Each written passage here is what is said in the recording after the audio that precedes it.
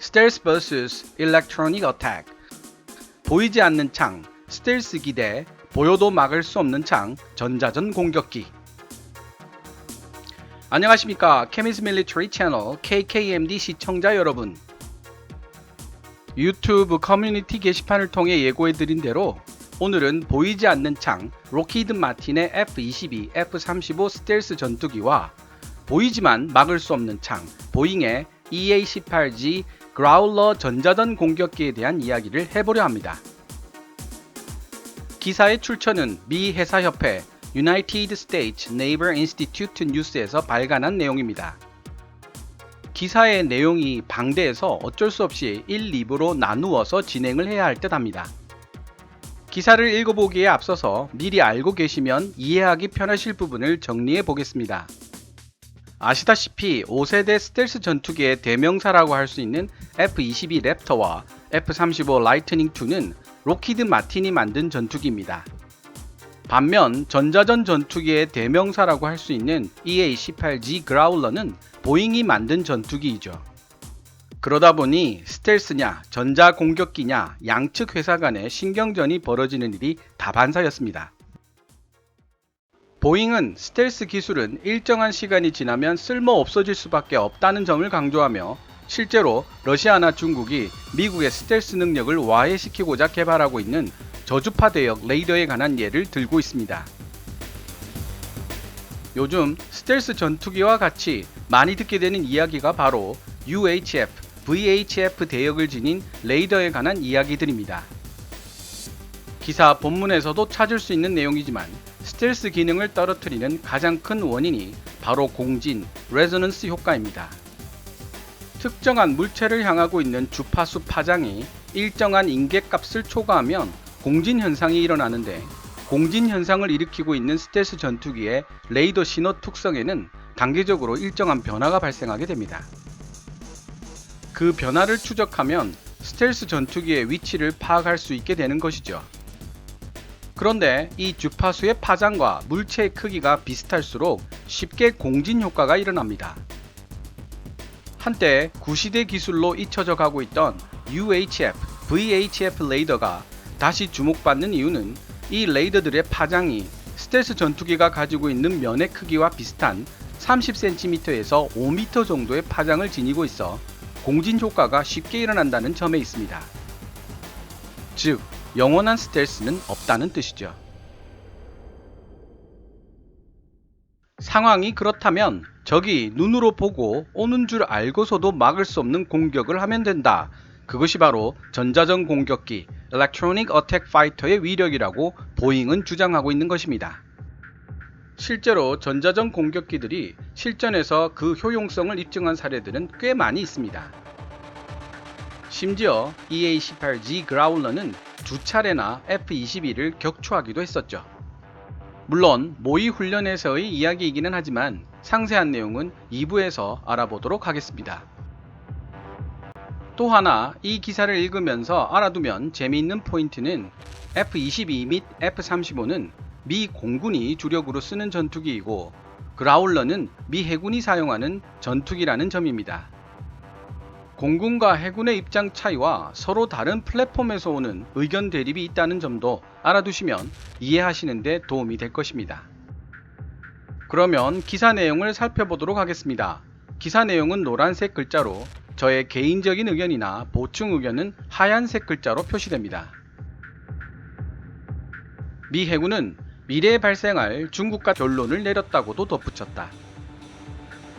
그린허트 제독과 복수의 미군 및 업계 소식통에 따르면 전자전 공격 능력 한 가지만으로 미 공군이 적의 방공망을 뚫는 것은 어려울 것이라고 한다. 앞으로 우리 공군이 적진에서 필요한 임무를 수행하고 나올 때까지 모든 적들을 제압하면서 무사히 적진에 침입할 수 있을지 의문입니다. 라고 말했다. 그러나 우리는 앞으로 먼 미래까지 그것을 가능하게 할 수단을 보유하고 있습니다. 차세대 전자전 공격기가 바로 그것을 가능하게 만들 수 있는 수단이며 차세대 전자전 공격기와 스텔스 전투기가 함께 한다면 우리가 필요할 때 적진에 들어가고 필요할 때 나갈 수 있게 될 것입니다.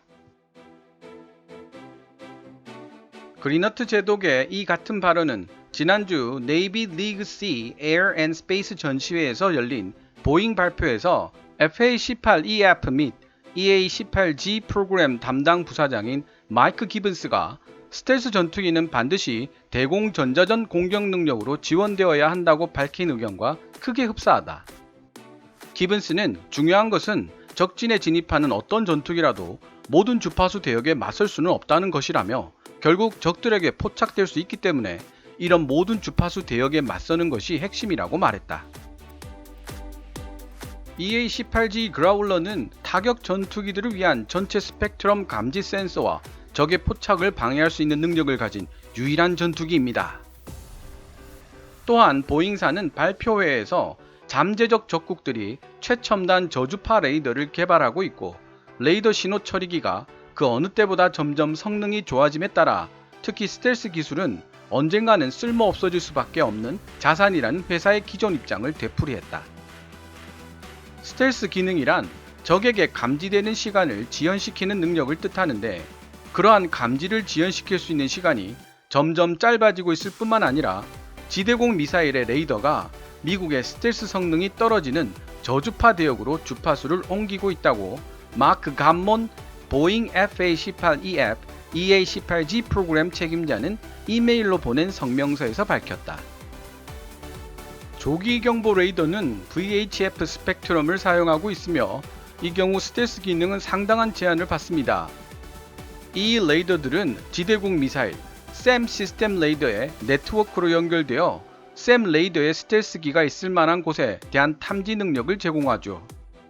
이 외에도 적 전투기들이 갖추고 있는 적외선 탐지 및 추적 시스템 IRST와 같은 스펙트럼 센서의 발전으로 인해 스텔스 전투기가 노출될 위험성은 더 커지고 있는데 반해 스텔스 전투기는 이런 적외선 탐지 및 추적 시스템 IRST의 탐지 및 추적을 지연시킬 수 있는 능력은 없습니다.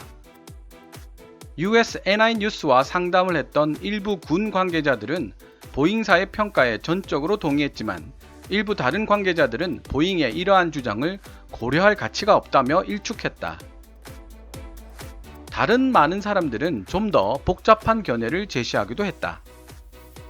보잉은 이번 브리핑에서 로키드 마틴의 스텔스기 F-35에 대해 전면적인 압박 전술을 펼치고 있습니다. 이런 식으로 보잉이 전자전 공격기인 그라울러의 장점을 설명할 때 그들은 F-35가 그라울러의 장점을 보완해주는 성격을 가지고 있다는 점을 무시하고 있는 거죠. 라고 미 공군 관계자가 말했다. 사실 중요한 점은 그라울러와 스텔스 플랫폼의 전투기들은 서로를 매우 잘 보완해 줄 수 있다는 것입니다. 그러나 로키드 마틴 관계자는 F-35는 아무런 지원 자산이 없어도 경쟁이 치열한 적 영공 내에서 운용이 가능하다고 주장한다. 로키드 마틴의 국내 F-35 사업 개발 책임자인 에릭 벤 캠프는 정부 계약 사양에 따라 F-35는 위험도가 높은 접근 거부 환경으로 진입해서 자율적으로 임무를 수행하고 생존할 수 있는 능력을 요구받고 있다고 말했다. 시험 비행 결과는 F-35가 그러한 정부 계약서 사양을 충족시킬 것이라는 점을 결정적으로 보여주고 있습니다. 물리학상의 단순한 문제로서 전술 전투기 크기의 스텔스 항공기가 C, X, KU 대역과 같은 고주파 대역을 무력화시키기 위해서 최적화되어야 한다는 점은 논란의 여지가 없는 사실이지만 실제 운용 환경에서는 스텔스 항공기의 탐지 및 추적을 더욱 어렵게 만드는 그 이외의 다른 요소들이 많이 있다.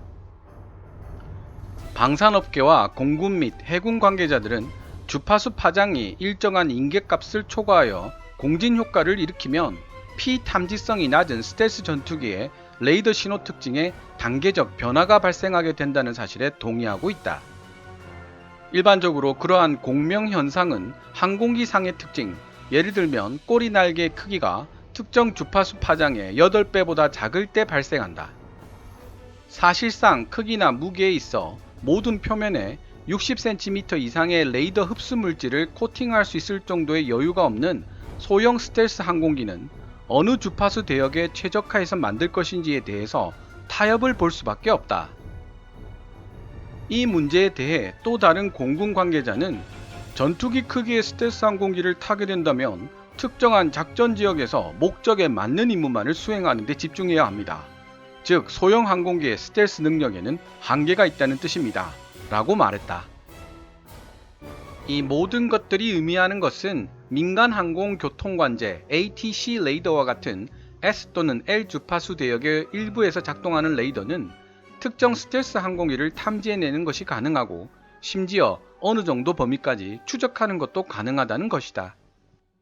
따라서 공진 효과를 일으키는 특징이 그다지 많지 않은 노스롭 그루먼의 B2 스피릿과 같은 대형 스텔스기는 F-35 같은 소형 스텔스기보다 오히려 저주파 레이더에 훨씬 더 효과적이다.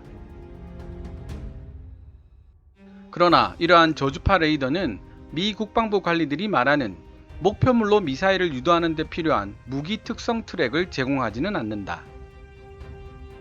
공군 관계자는 ATC 레이더로 피탐지성이 낮은 스텔스 타격 전투기를 탐지한다고 해도 화기 통제 시스템 없이는 그 스텔스 전투기를 격추시킬 수가 없다고도 말했다. 전투기의 화기 통제 시스템은 유도 미사일 사용에 필요한 무기 특성 트랙을 반드시 사용해야 하기 때문에 그런 기능을 제공하지 않는 민간용 레이더인 ATC 레이더만 갖춘 항공기로 스텔스를 탐지하더라도 공격을 하지는 못한다는 의미로 이해됩니다. 한편 러시아, 중국 그리고 다른 나라들은 그들이 보유하고 있는 다른 감지 자산들에게 경고 신호를 보내는 동시에 적 스텔스기가 어느 방향에서 접근할 것인지를 방공 전투기에게 알릴 수 있도록 하기 위해 더 긴 파장을 사용하는 첨단 UHF 및 VHF 주파수 대역 조기 경보 레이더를 개발하고 있는 중이다. 그러나 VHF와 UHF 대역 레이더의 가장 큰 문제는 미 해군 관계자가 USNI 뉴스에 말한 것처럼 파장이 긴 주파수를 사용하는 레이더는 레이더 해상도의 셀이 지나치게 크게 나온다는 점이다. 즉, 목표물에 무기를 유도하기 위해 필요한 수준의 정확도로 적과의 접촉이 추적되지는 않는다는 뜻이다. 미 해군 관계자는 우리의 임무 수행에 꼭 필요한 것은 투명 망토일까요? 아니면 적들이 우리를 볼 수는 있지만 아무것도 할 수가 없게 만드는 능력일까요? 라며 수사적인 질문을 던지기도 했다. 게다가 공군, 해군, 해병대의 관계자들은 F-35나 F-22와 같은 전투기들이 생존 가능성을 높이기 위해 스텔스 기능에만 전적으로 의존하고 있는 것은 아니지만 위험도가 높은 반접근, 접근 거부 A2AD 환경에서 임무 수행을 할 때는 비록 전자공격기의 지원이 있다고 하더라도 스텔스 기능이 생존율을 높이기 위한 절대적인 필요 요건이라는 사실에 동의했다. 한 공군 관계자의 설명처럼 스텔스기와 전자공격은 항상 시너지 효과를 일으키는 관계를 가지고 있는데 이는 탐지 가능성이 신호 대 방해 잡음의 비율에 관한 문제이기 때문이다. 스텔스 성능은 신호를 감소시키는 반면 전자공격은 방해 잡음을 증가시킨다. 이 공군 관계자는 앞으로 점점 더 커질 수밖에 없는 반접근 접근 거부 위협에 대처하기 위한 원대한 구상 속에서 이러한 신호와 방해 잡음에 대한 방정식의 양면성이 모두 다루어질 것입니다. 라고 말했다. 이상 미 해군 사관학교 협회 USNI 뉴스에서 발간한 스텔스 전투기 대 전자전 공격기 기사에 대한 전반부 내용이었습니다. 이 기사는 중국이 군사 강대국으로 부상함과 동시에 남중국해에서 미군의 해양 접근을 거부하는 반접근 지역 거부 전략을 펼침에 따라 이를 무력화시키기 위해 고려되고 있는 전략이 바로 스텔스와 전자전을 상호 보완적으로 사용하는 전략이라는 내용의 기사입니다. 스텔스 전투기라고 완벽하게 스텔스일 수는 없으며 어떤 원리로 스텔스기가 레이더에 탐지될 수 있는지를 설명하는 기사인 동시에 보잉의 EA-18G 그라울러 같은 전자전 공격기가 왜 필요한지에 대한 내용을 살펴볼 수 있는 기사이기도 합니다. 이 기사의 다음 내용에는 EA-18G 그라울러가 가지고 있는 다양한 가능성에 대한 이야기를 다루고 있습니다. 예를 들면 그라울러에 설치되어 있는 링크 16 데이터 링크 장치가 F-35, E-2D, F-15, F-16 등과 같은 대부분의 전투기 및 전폭기와 자유롭게 연결되어 미사일 유도에 필요한 무기 특성 트랙을 자유롭게 전달할 수 있다는 점입니다. 이에 비하면 F-35의 경우 스텔스 상태에서 링크 16을 사용하는 순간 적에게 노출될 확률이 높아지기 때문에 대부분의 경우 다른 전투기 및 전폭기들과 데이터를 공유하기가 어렵다는 점이 약점으로 지적됩니다. 또한 EA-18G 그라울러는 FA-18 슈퍼 호넷을 기본으로 삼고 있는 공격기입니다. 전자전 공격기이지만 공대공 전투도 가능하며 폭격 임무 수행도 가능하다는 장점이 있습니다. 도입부에서도 말씀드렸지만 그라울러가 2번이나 F-22를 격추시킨 전례가 있다는 점 잊지 않으셨죠? 물론 어떤 경로로 F-22가 그라울러에게 락건을 당했는지 알려져 있지는 않습니다. 우연의 일치라는 말도 있지만 2번이나 그런 사례가 있었다면 우연의 일치가 아닐 수 있다는 의견도 있습니다. 이 기사 후반부 내용은 다음 스텔스 전투기 대 전자전 공격기 2편 동영상을 통해서 다루어 보기로 하겠습니다. 지금까지 시청해 주셔서 감사합니다. Kevin's Military Channel KKMD